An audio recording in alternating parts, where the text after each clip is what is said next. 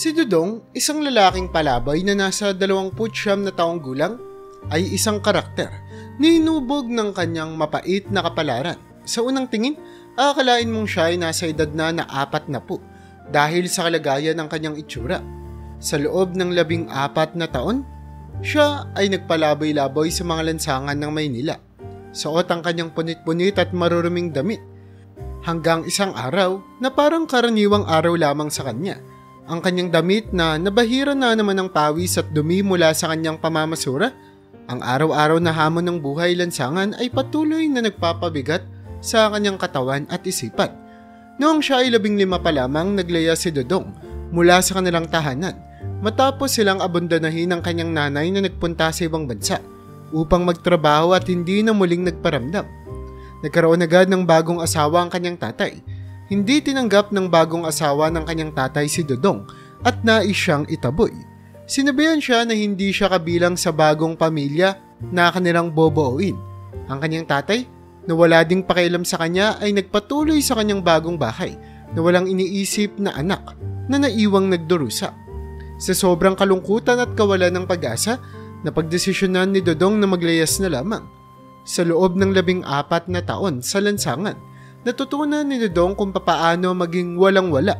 Walang kamag-anak na maaaring malapitan.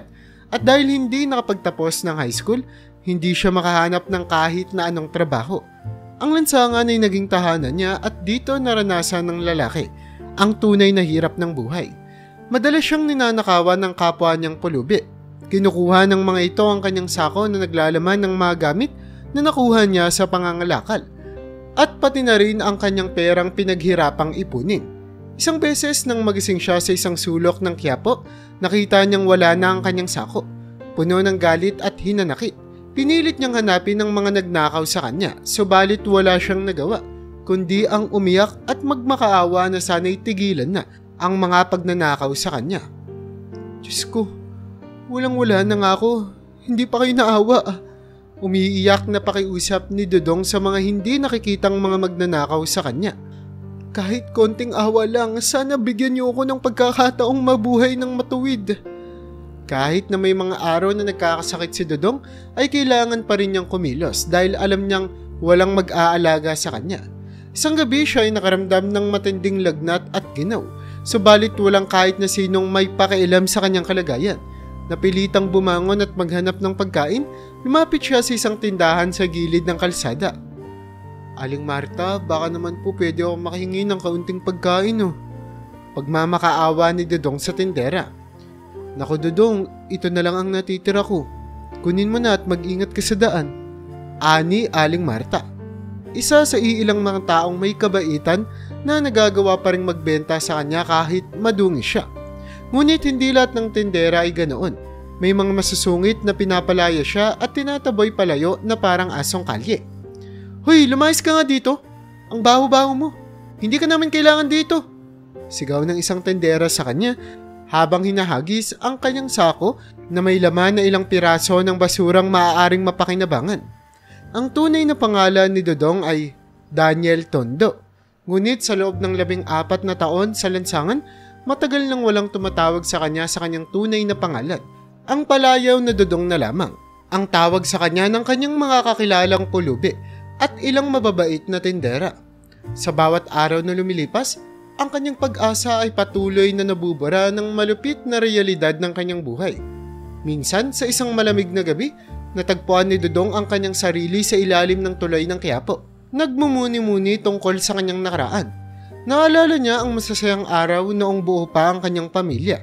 Ang kanyang nanay na noon ay punong-puno ng pangarap para sa kanya. At ang kanyang tatay na kahit papaano ay nagpapakita ng pagmamahal. Subalit lahat ng ito ay naglaho ng biglaang nagbago ang takbo ng kanilang buhay. Isa sa mga pinakamahirap na bahagi ng kanyang buhay ay ang araw na pinalaya siya ng bagong asawa ng kanyang tatay. Wala kang lugar dito, Daniel. Hindi ka namin kailangan. Hindi ka bahagi ng bagong pamilyang binubuo namin. Malamig na sabi ng babae habang kinakaladkad ang kanyang mga gamit palabas ng bahay. Pero saan po ako pupunta? Wala na akong ibang kilala. Pagmamakaawa ni Dudong habang humahagulhol. Problema mo na yun. Basta lumayas ka na dito. Sagot ng babae habang isinara ang pinto sa kanyang harapan. Sa mga sandaling iyon, naramdaman ni Dodong ang pinakamasakit na bahagi ng kanyang buhay. Ang pinalaya sa sariling tahanan ng sarili niyang tatay at ng bagong asawa nito. Walang ibang magawa si Dodong kundi ang maglakad sa kalsada, mag-isa at walang patutunguhan. Ang lansangan ang naging kanyang tahanan at dito siya natutong maging matibay sa kabila ng lahat ng pagsubok na dumating sa kanyang buhay. Kahit na napakahirap ng buhay sa lansangan, natutunan ni Dodong na maging mapag-isa.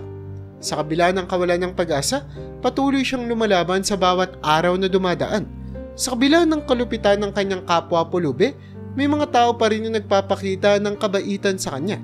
Ngunit ang mga ito ay bihirang-bihira lamang.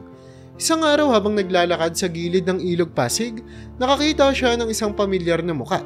Si Mang Nestor, isang matandang pulubi na madalas niyang makausap kapag pareho silang nagpapahinga sa ilalim ng tulay. "Dodong, kumusta ka na?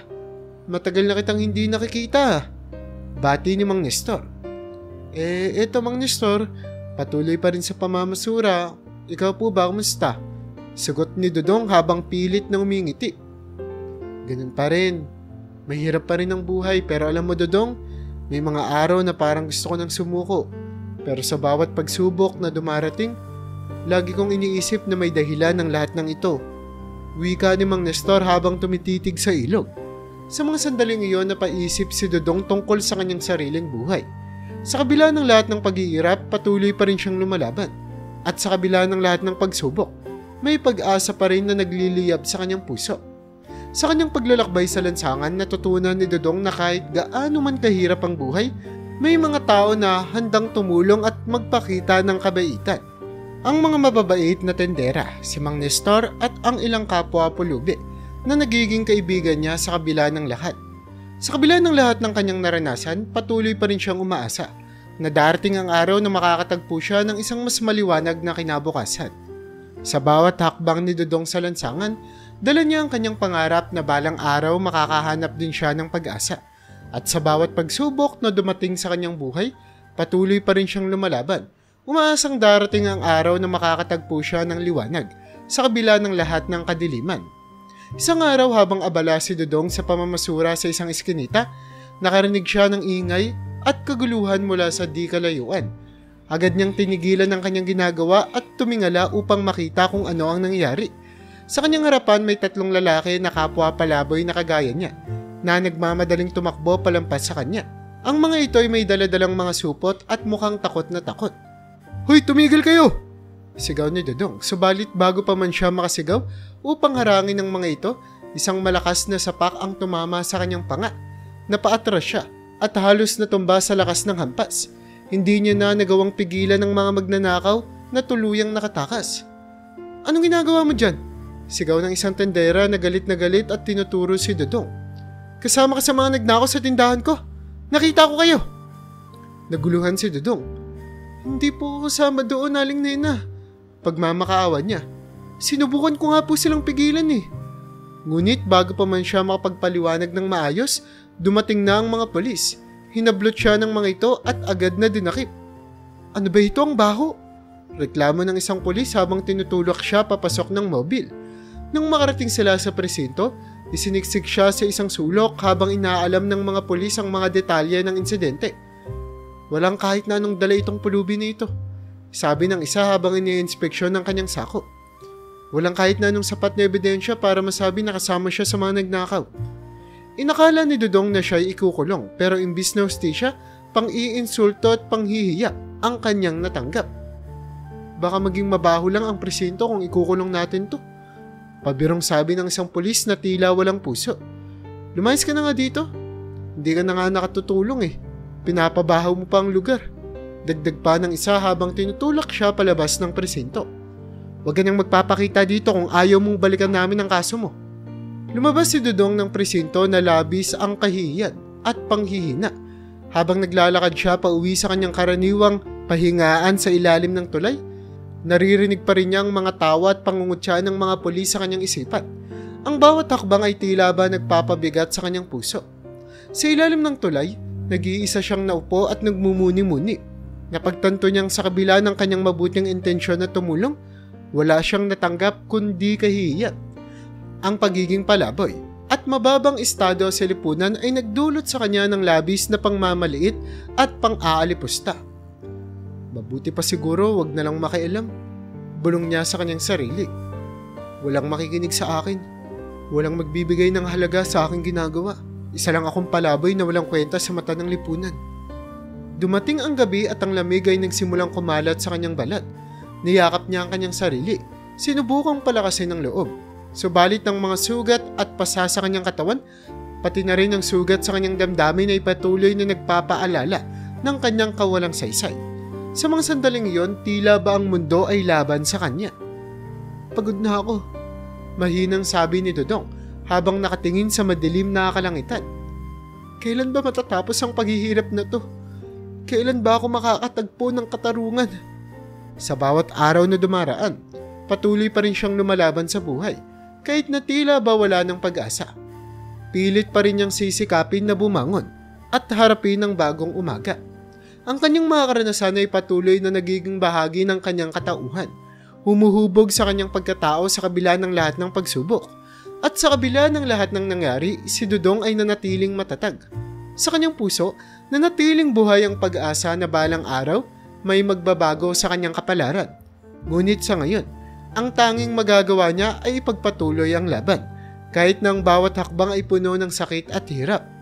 Sa gabing iyon, si Dodong ay muling nakatulog sa ilalim ng tulay. Dala ang mga alaala ng pangahamak at pang-aalipusta.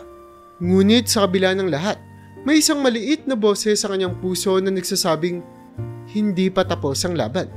Patuloy kang lumaban, Dodong. Darating din ang araw na makakahanap ka ng katarungan. Nagpatuloy ang buhay ni Dodong sa lansangan, puno ng hamon at pagsubok. Ang bawat araw ay tila ba isang walang katapusang pakikibaka para sa kanya. Patuloy siyang namamasura, naghanap ng mga bagay na maaari pang pakinabangan sa iba't ibang sako ng basura. Sa bawat hakbang, dala niya ang mabigat na sako, puno ng mga gamit na maaaring maibenta o magamit pa sa kanyang araw-araw na pamumuhay. Kapag may pagkakataon, naliligo siya sa ilog. Ang malamig na tubig ay nagbibigay ng panandali ang ginawa mula sa init ng araw at alikabok ng kalsada. Habang nakatampisaw sa tubig, iniisip ni Dodong kung paano kaya magiging iba ang kanyang buhay kung nagkaroon siya ng mas magandang pagkakataon. Sa mga sandaling iyon, naramdaman niya ang kalayaan kahit panandalian lamang. Minsan naman, kapag bumubuhos ang ulan, tinatanggap ni Dodong ang biyaya ng kalikasan. Naglalaro siya sa ulan. Tila ba isang batang walang iniisip na problema. Ang bawat patak ng ulan ay tila ba hinuhugasan ng kanyang kalungkutan at sakit. Sa bawat araw, ibinebenta ni Dodong ang mga gamit na nakukuha niya mula sa basura. Mga bote, lata, karton, lahat ng ito ay kanyang kinakalakal sa murang halaga. Hoy Dodong, magkano ang mga latang yan? Tanong ng isang mamimili. 10 piso lang po, Aling Marta. Sagot niya habang ipinapakita ang mga nakalakal niyang lata. Sa bawat barya na kanyang kinikita, iniipon niya ito upang makabili ng pagkain at iba pang pangangailangan. Ang bawat sentimo ay mahalaga sa kanya. Bawat kita ay nagbibigay ng pag-asa na may makakain siya sa susunod na araw. Sa pagkain, wala siyang pinipili. Kinakain niya ang mga tira-tirang pagkain na mukhang malinis pa. Dodong, may natira akong pandesal, baka gusto mo. Alok ng isang mabait na tendera. Ay opo, salamat po. Masayang sagot ni Dodong habang tinatanggap ang pagkain. Ang bawat peraso ng tinapay, bawat subo ng kanin ay tila isang malaking biyaya sa kanyang kumakanam na sikmura.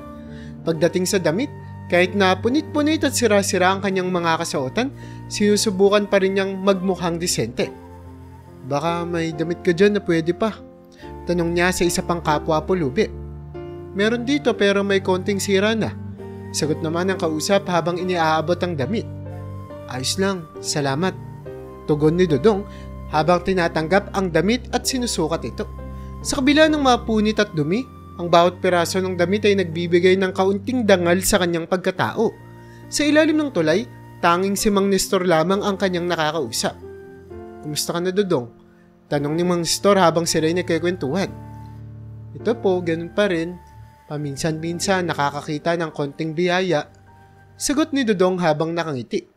Si Mang Nestor ay matagal ng palaboy sa lansangan, ngunit kahit paano ay nagkaroon pa rin ng lakas ng loob. Alam mo, katulad ng lagi kong sinasabi, kahit mahirap ang buhay, tuloy lang tayo sa laban ha. May araw din na gaganda ang kapalaran natin. Wika ni Mang Nestor na nagbibigay ng pag-asa kay Dodong. Ngunit hindi lahat ng mga pulubi sa ilalim ng tulay ay kagaya ng matandang si Mang Nestor.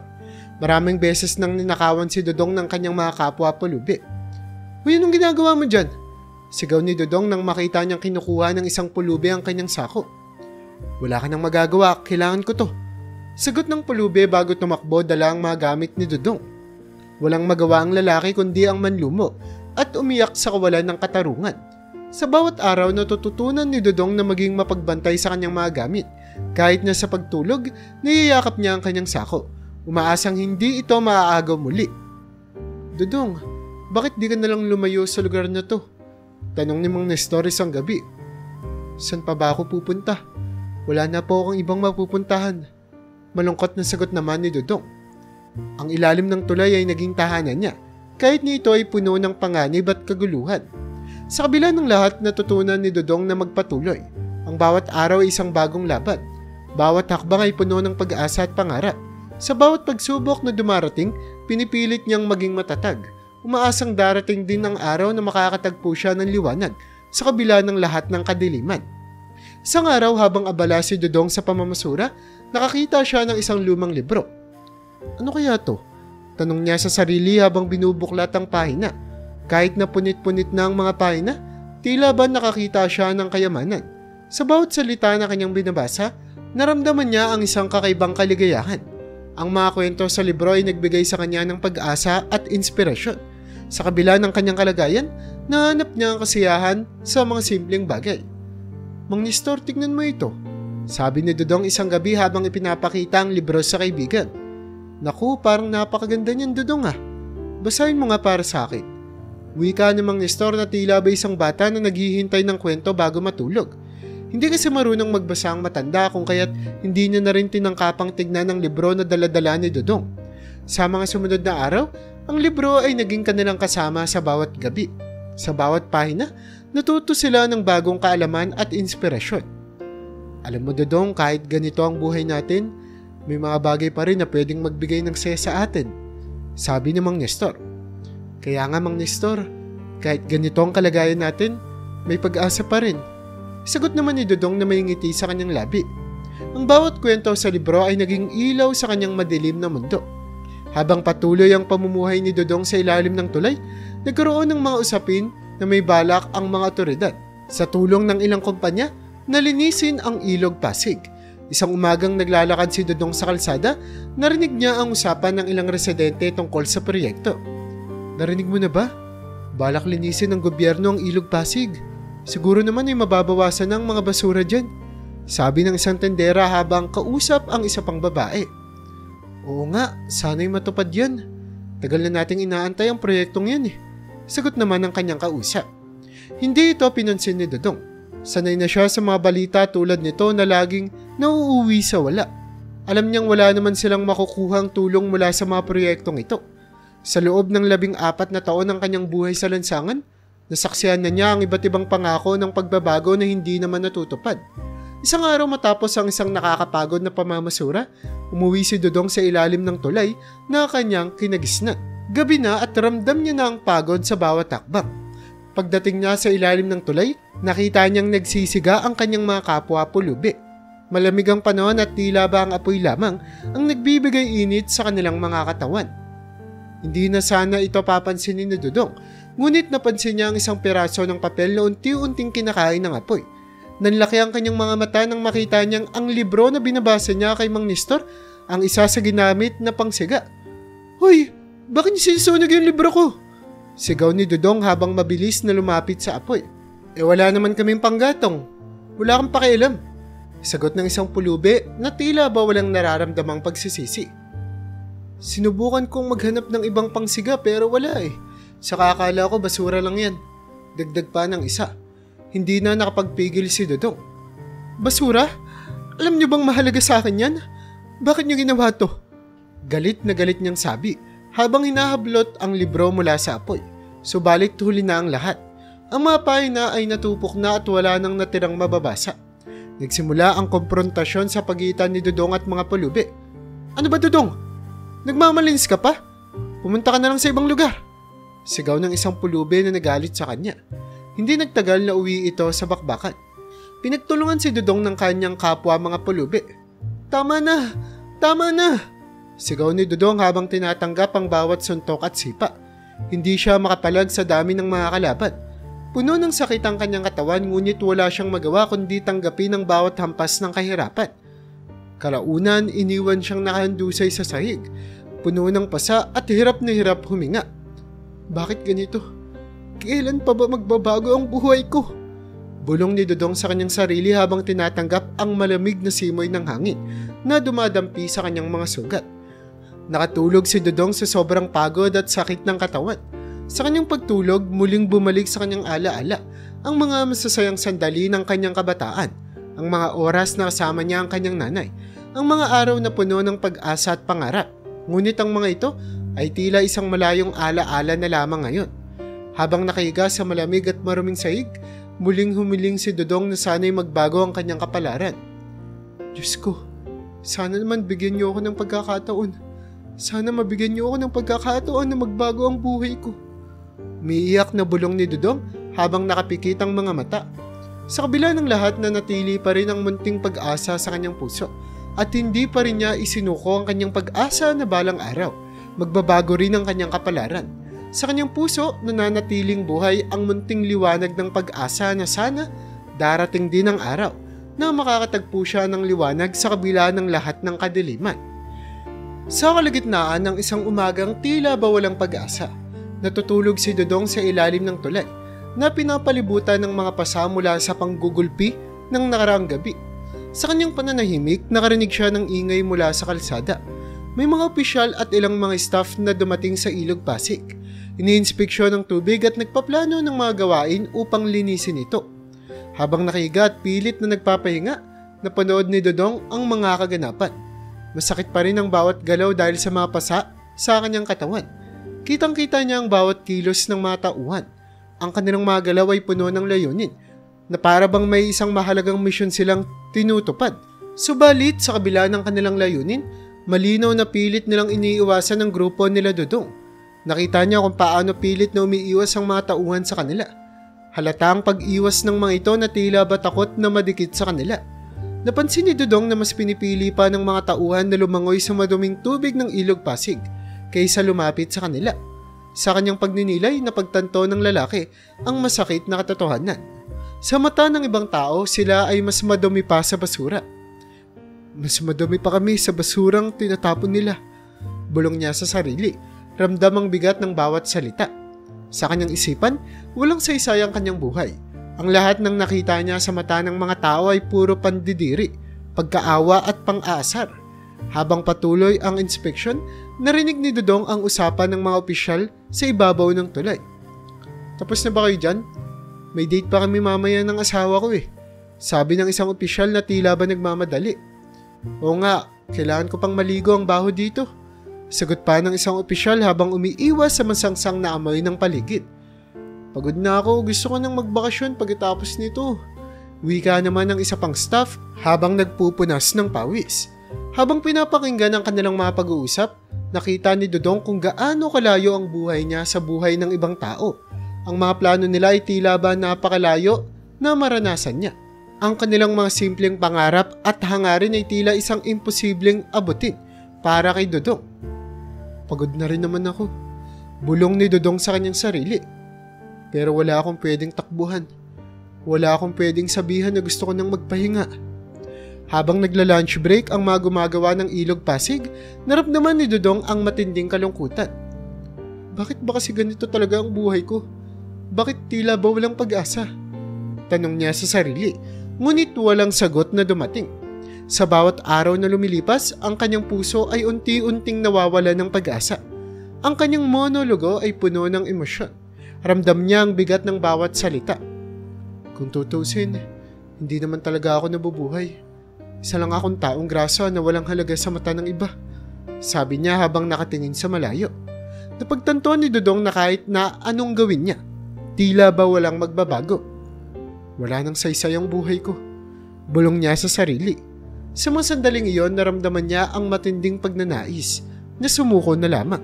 Subalit kahit na ganito, ang munting pag-asa sa kanyang puso ay hindi pa rin tuluyang nawawala.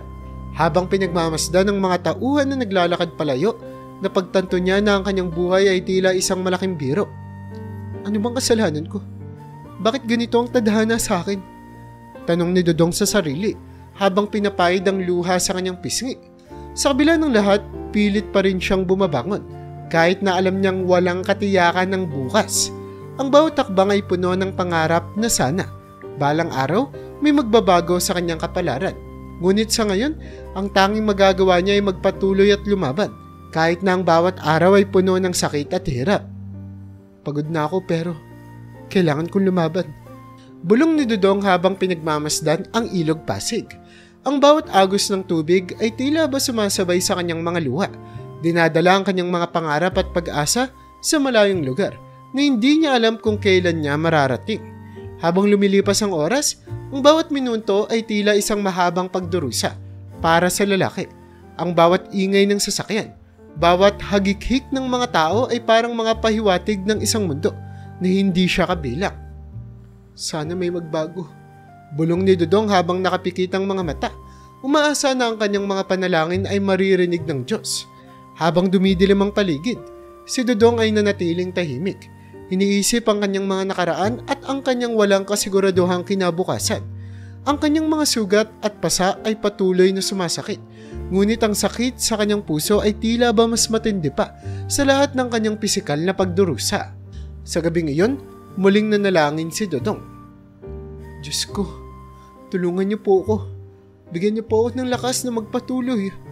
Bulong niya habang nakatingala sa kalangitan. Sa kabila ng lahat, patuloy pa rin siyang umaasa na balang araw, ang kanyang mga panalangin ay magkakaroon ng katuparan. Ang bawat araw ay isang bagong laban para kay Dodong.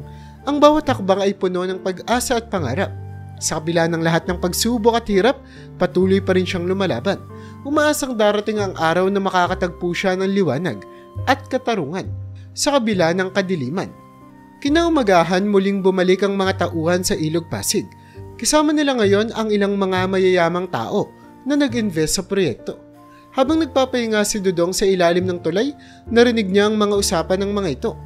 Hindi niya gaanong maintindihan ang kanilang sinasabi dahil gumagamit ang mga ito ng wikang Ingles na kahit pa napag-aralan niya noon sa eskwelahan, ay hindi na niya naisasagawa sa kanyang pang-araw-araw na buhay.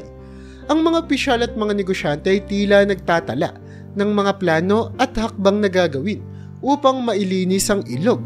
Ngunit kahit anong pilit ni Dodong na intindihin ang kanilang mga sinasabi, para bang isang malayong mundo ang kanilang ginagalawan. Anong gagawin nila dito?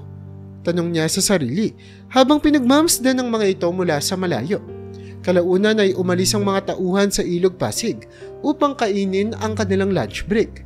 Naiwang tulala si Dodong habang nakatingin sa maruming tubig ng ilog. Sa kanyang isip, patuloy siyang nagtatanong kung bakit tila napakalayo ng kanyang buhay sa mga taong iyon. Napabuntong hininga siya. Iniisip ang lahat ng hirap na kanyang naranasan. Nang bigla niya na lamang narinig ang isang malakas na sigaw mula sa ibabaw ng tulay. Agad siyang tumingin pataas at nakita niya ang isang bata na nahulog mula sa tulay papunta sa Ilog Pasig. Malamig ang tubig at kitang-kita ni Dodong na nahihirapan ang bata na lumangoy. Narinig niya ang mga sigawan at paghingi ng tulong mula sa mga tao sa ibabaw ng tulay. Tulungan niyo siya! May batang nalulunod! Sigaw ng isang babae na tila ba nagmamakaawa. Agad na tumayo si Dodong at dali-daling tumakbo papunta sa gilid ng ilog. Diyos ko, sana magawa ko to. Bulong niya sa sarili habang mabilis na lumulusong sa tubig. Habang papalapit siya sa bata, nakita niyang tila ba mas gusto pa nitong lumayo. Siguro'y dahil sa takot nito sa itsura ni Dodong na isang palaboy, puno ng pasa at sugat. Lumapit ka dito, tutulungan kita! Sigaw ni Dodong habang pilit na lumalangoy papunta sa bata. Subalit nang makalapit siya, nagsimula itong magpumiglas at aksidente siyang nasampal. Dahil sa mga pasa, ang sakit ng sampal ay tila ba tumatago sa kanyang kaluluwa. Ngunit hindi siya nagpadaig, porsigido siyang iligtas ang bata. Please, kalma ka lang. Pakiusap ni Dodong habang pilit na kinakalma ang bata. Ngunit ang bata ay labis na natatakot at hindi na napigilan ng pagsuka. Hindi ito pinansin ni Dodong. Patuloy siyang lumalangoy. Bitbit ang batang nawawalan na ng malay. Sa ilalim ng tulay, sinalubong si Dodong ng mga tauhan na agad kinuha mula sa kanya ang bata. Ang tatay ng bata na mabilis itong kinuha at niyakap kahit na madumi ang kalagayan ng anak ay maluwa-luwa at labis na nagpapasalamat kay Dodong. Sa unang pagkakataon, hindi nakakita ng pandidiri si Dodong sa mata ng tatay. Tanging pasasalamat at pag-asa ang nakita niya. Salamat, sabi ng tatay habang yakap-yakap ang anak. Agad na dinala ng mga tauhan at ng tatay ang bata sa ospital upang masuri ang kalagayan nito. Naiwan si Dodong sa gilid ng ilog, basang-basa at labis na pagod. Natapos ang trabaho ng mga tauhan at hindi na ito bumalik pa. Si Dodong, dahil sa pagod at sa kanyang ginawa, ay mabilis na nakatulog. Subalit sa kalagitnaan ng gabi, nagising siya dahil sa matinding lagnat. Naramdaman niyang nagiging masakit ang kanyang mga pasa na tila ba na-infect dahil sa maduming tubig ng ilog Pasig. Walang magawa si Dodong kundi ang kimkimi ng sakit.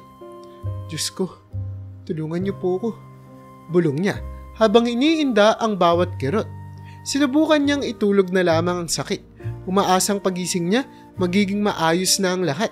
Ngunit sa kabila ng lahat ng ito, nanatili ang munting pag-asa sa kanyang puso na darating ang araw na magbabago rin ang kanyang kapalaran.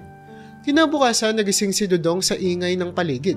Narinig niya ang mga yabag ng mga tao sa paligid at sa kanyang paghikab at pagpikit muli, napansin niya ang paglapit ng isang lalaki. Kahit na nagdedeliryo siya sa sakit, agad niyang nakilala ang mukha nito. Ito ang tatay ng bata na tinulungan niya kahapon. Kumusta ka na? Tanong ng lalaki, puno ng pag-aalala sa kanyang boses. Napansin nito ang kalagayan ni Dodong at walang pag-aalinlangan agad niyang inutusan ng kanyang mga bodyguard na dalhin si Dodong sa ospital. Pagdating sa ospital, agad na inasikaso ng mga staff si Dodong. Nilinis nila ang kanyang katawan at ginamot ang mga sugat at pasa. Habang ginagawa ito, naramdaman ni Dodong ang init ng mga kamay ng mga nurse, isang pakiramdam na matagal na niyang hindi nararanasan. Dahil na rin sa kanyang matatag na resistensya, bunga ng lampas isang dekadang pamumuhay sa lansangan, mabilis na nagising si Dodong. Nakita niya ang tatay ng bata na nakaupo sa tabi ng kanyang kama. Dodong ang pangalan mo, tama? Yan kasi ang sinabi ng mga tao na napagtanungan ko kanina. Nang makita nga ng lalaki na tumango si Dodong ay agad na naman itong nagpasalamat ng marami. Salamat Dodong ha, sabi ng lalaki. Hindi ko alam kung papaano kita mapapasalamatan sa pagligtas mo sa anak ko. Nagpakilala ang lalaki kay Dodong. Ako si Ramon Santos, Chief Financial Officer ng isang malaking kumpanya.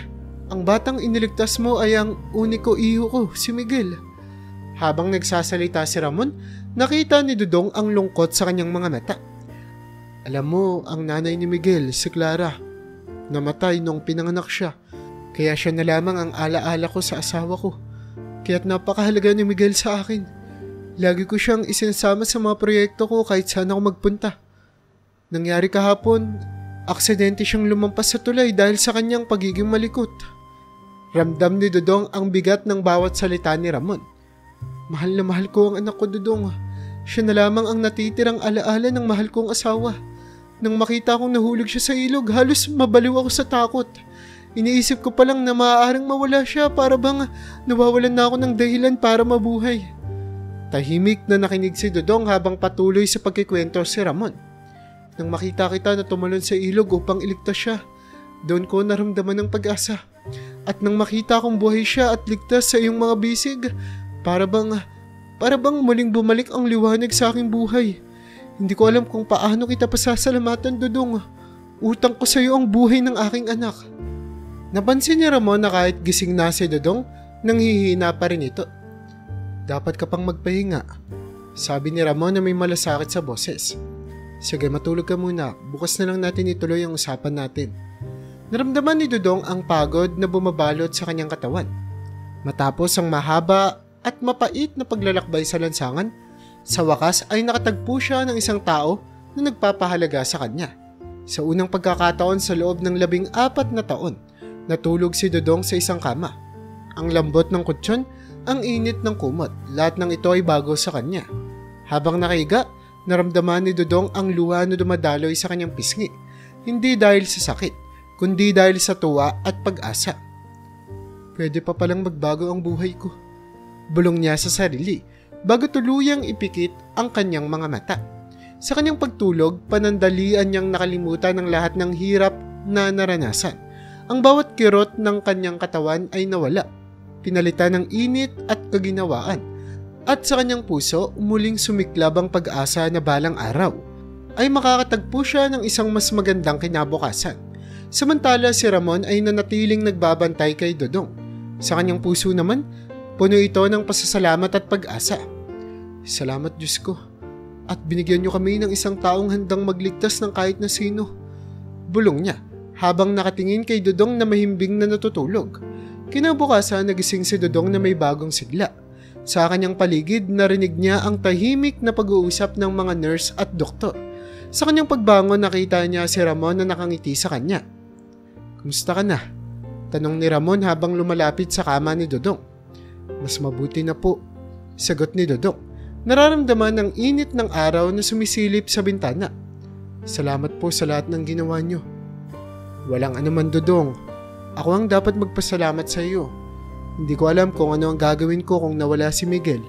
Sabi ni Ramon habang tinatapik ang balikat ni Dodong. Habang nag-uusap sila, unti-unting bumalik ang lakas ni Dodong. Sa bawat salita ni Ramon, naramdaman niya ang tunay na pasasalamat at malasakit. Sa kabila ng kanyang mababang estado, naramdaman niya ang halaga ng kanyang ginawa. Kailangan mo pang magpahinga, Dodong. Ngunit huwag kang mag-alala. Nandito lang ako. Sabi ni Ramon habang inaayos ang kumot ni Dodong. Sa mga sandaling iyon, ramdam ni Dodong ang kakaibang init sa kanyang puso. Ang kanyang munting pag-asa ay lumaki. Naging isang malaking pangarap na balang araw, makakamtan niya ang isang mas magandang buhay. Sa bawat araw na lumipas, patuloy na nagpagaling si Dodong. Sa bawat oras, ramdam niya ang pag-aaruga at pag-aalaga ni Ramon. Sa kabila ng lahat na kanyang naranasan, nakita niyang may taong handang tumulong at magbigay ng pag-asa. Kalaunan ay tuluyang gumaling si Dodong. Ang mga sugat niya ay naging mga pasa na lamang at nalinis na rin ang mga impeksyon dito. Humupa na rin ang kanyang sakit dahil sa mga gamot na ibinigay sa kanya ng doktor. At sa patuloy na pag-aalaga ni Ramon, nang tuluyan ng gumaling si Dodong, nag-usap sila ni Ramon ng masinsinan. Dodong, simula ni Ramon habang nakaupo sila sa isang malinis at komportableng silid ng ospital. Alam ko ang hirap ng buhay sa ilalim ng tulay. Nakita ko ang kalagayan mo at ng mga kasama mo doon. Tahimik na nakinig si Dodong. Baka sa kanyang muka ang kaba at pag-aalinlangan. Alam kong hindi ko kayang tulungan ang lahat ng mga tao sa ilalim ng tulay. Ngunit kaya kong bigyan ka ng bagong tsansa sa buhay. Patuloy ni Ramon. Ang kanyang boses ay puno ng pag-asa at pagmamalasakit. Nagulat si Dodong sa sinabi ni Ramon. Ano pong ibig niyong sabihin? Tanong niya. Baka sa kanyang boses ang halong tuwa at pag-aalinlangan. Dodong, plano kong bigyan ka ng simpleng matutuluyan. Sagot ni Ramon. At i-hire kita bilang isang security guard sa isa sa mga branch ng aming kumpanya. Ito ang magagawa ko bilang pasasalamat sa ginawa mong pagliligtas sa anak ko. Sisiguraduhin kong meron kang matutuluyan at may mapagkakakitaan para makapagsimula ng bagong buhay. Naramdaman ni Dodong ang init ng mga luha sa kanyang mga mata. Sobra-sobra na po ito para sa ginawa ko, sabi niya. Habang umiiyak ang kanyang boses ay nanginginig sa emosyon. Ngunit agad na sumagot si Ramon. Higit pa sa mga ito ang halaga ng buhay ng anak ko, Dodong. Utang ko sa iyo ang buhay niya at ito ang pinakamaliit na magagawa ko para sa iyo. Matapos ang ilang sandali ng pag-aalinlangan, tinanggap ni Dodong ang alok ni Ramon. Salamat po, sabi niya habang tinatanggap ang kamay ni Ramon. Salamat po sa pagkakataong ito. Sa mga sumunod na araw, inayos ni Ramon ang lahat ng kailangan para sa bagong buhay ni Dodong. Ipinakilala niya si Dodong sa mga tauhan ng kumpanya at siniguradong may maayos itong matutuluyan. Naging mabilis ang proseso ng pag-aayos ng trabaho ni Dodong bilang isang security guard. Dumating ang unang trabaho ni Dodong. Nakasuot siya ng bagong uniform, malinis at disente. Kaya mo yan, Dodong, sabi ni Ramon habang inihatid siya sa kanyang bagong lugar ng trabaho. Naniniwala ako sa iyo. Nakatayo si Dudong sa pintuan ng branch ng kumpanya, puno ng kaba at pag-asa. Sa kabila ng hakbang na kanyang tinatahak, ramdam niya ang bigat at halaga ng bawat pagkakataong ibinigay sa kanya. Salamat po, Sir Ramon, bulong niya sa kanyang sarili. Salamat po sa pagbibigay ng bagong pag-asa sa akin. Habang nagbabantay si Dudong sa kanyang unang araw bilang security guard, hindi niya maiwasang mapangiti. Ang dating buhay sa lansangan ay tila isang malayong alaala na lamang. Ngayon may bagong simula, bagong pag-asa at bagong pangarap. Sa bawat pagdaan ng mga tao, ramdam ni Dudong ang kanilang mga ngiti at paggalang. Hindi na siya ang taong grasa na dating pinandidirihan. Siya na ngayon si Dudong, ang security guard na may bagong pag-asa at bagong simula sa buhay. Kalaunan ay napagdesisyonan ni Dudong na bumalik sa ilalim ng tulay. Ang kanyang puso ay puno ng pangarap na tulungan si Mang Nestor, ang matandang naging kapiling niya sa mga panahong wala siyang kahit na ano. Sa bawat hakbang papunta sa tulay, naramdaman niya ang bigat ng kanyang responsibilidad. Hindi ko hahayaang magpatuloy si Mang Nestor sa ganitong buhay, bulong niya sa sarili. Nang makarating si Dudong sa ilalim ng tulay, bumalik sa kanya ang mga alaala ng kanyang mga pagsubok at paghihirap. Sa kanyang pagbabalik, nakita niya ang kanyang mga dating kasama. Ang ilan sa kanila ay agad na lumapit at nanghingi ng pera. Dudong, may pera ka ba dyan? Tulungan mo naman kami. Pakiusap ng isang palaboy na may pag-asang makakatanggap ng tulong. Ngunit ang iba naman ay hindi maganda ang reaksyon. Nagmamalaki ka na ngayon ha? Akala mo kung sino ka na? Sabi ng isa. Ang kanyang boses ay puno ng galit at inggit. Ang ilan naman ay umasar pa kay Dudong. Sinasabing nagbabago na siya dahil sa bago niyang buhay. Sa kabila ng lahat ng ito, hindi pinansin ni Dudong ang mga pang-aasar at panghusga. Ang tanging laman ng kanyang isip ay si Mang Nestor. Nasaan si Mang Nestor? Tanong ni Dudong sa isa sa mga palaboy na kanyang nakilala. Napansin niya ang biglang pagbabago ng ekspresyon ng mukha ng kanyang kausap. Hindi mo pa ba alam? Si Mang Nestor, wala na siya. Sagot ng palaboy na may lungkot sa kanyang boses. Nabigla si Dudong sa narinig. Ha? Anong ibig mong sabihin? Paano nangyari yun? Tanong niya. Ang kanyang boses ay nanginginig sa takot at pag-aalala. Pumanaw si Mang Nestor ilang linggo nang nakalipas. Inatake raw ito sa puso habang namamasura. Nagulat daw ito sa biglang pagbusina ng isang sasakyan malapit sa kanya. Sagot ng palaboy. Ang kanyang mga mata ay puno ng awa. Hindi makapaniwala si Dudong sa kanyang narinig. Mang Nestor, bakit? Bulong niya sa sarili habang ang mga luha ay unti-unting dumadaloy sa kanyang mga mata. Ang matinding lungkot ay bumalot sa kanyang puso. Ang tanging tao na naging kaagapay niya sa gitna ng kanyang mga pagsubok ay wala na. Sa mga sandaling iyon, naramdaman ni Dudong ang bigat ng kalungkutan. Ang bawat alaala nila ni Mang Nestor ay bumalik sa kanyang isipan. Ang kanilang mga kwentuhan sa ilalim ng tulay, ang mga oras na nagtatawanan sila sa kabila ng hirap ng buhay, at ang mga sandali ng pag-asa na nagbigay ng lakas sa kanya upang magpatuloy. Habang nakatayo sa ilalim ng tulay, tila ba naririnig niya ang boses ni Mang Nestor. Alam mo Dudong, kahit may hirap ang buhay, tuloy lang ang laban. May araw din na gaganda ang kapalaran natin. Paulit-ulit na bumabalik sa kanyang isipan ng mga salitang iyon. Ngunit ngayon, wala na si Mang Nestor. Ang kanyang boses ay naging bahagi na lamang ng mga alaala. Ang kanyang presensya ay tila isang malayong alaala na lamang. Napaupo si Dudong sa gilid ng kalsada. Ang kanyang mga kamay ay nanginginig habang hawak ang kanyang ulo. Bakit ganito? Bakit kailangang mangyari ito? Bulong niya sa sarili. Ang kanyang boses ay puno ng hinanakit at pagkalungkot.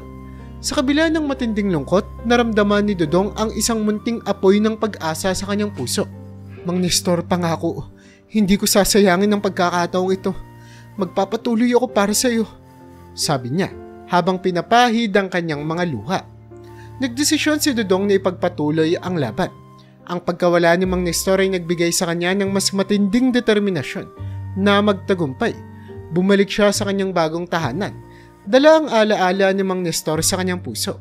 Sa mga sumunod na araw, pinatunayan ni Dudong na kaya niyang magbago. Ang bawat araw ng kanyang trabaho bilang isang security guard ay puno ng sipag at dedikasyon.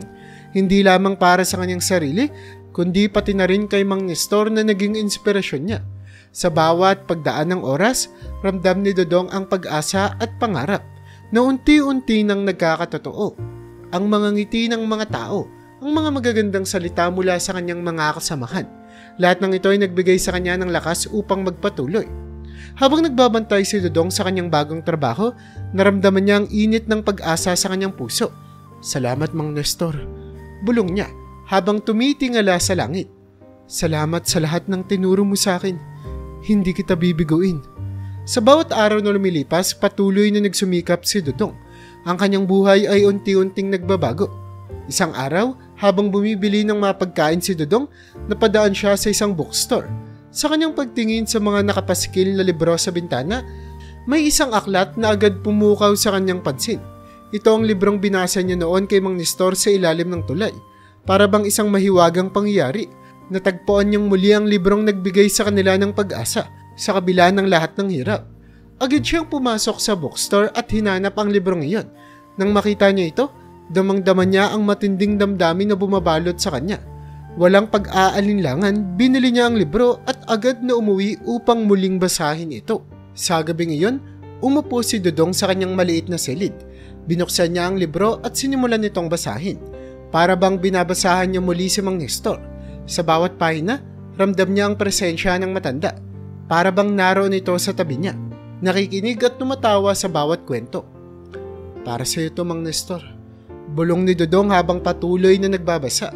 Ang bawat salita ay puno ng emosyon. Bawat pangungusap ay nagdadala ng alaala ng kanilang pinagsamahan.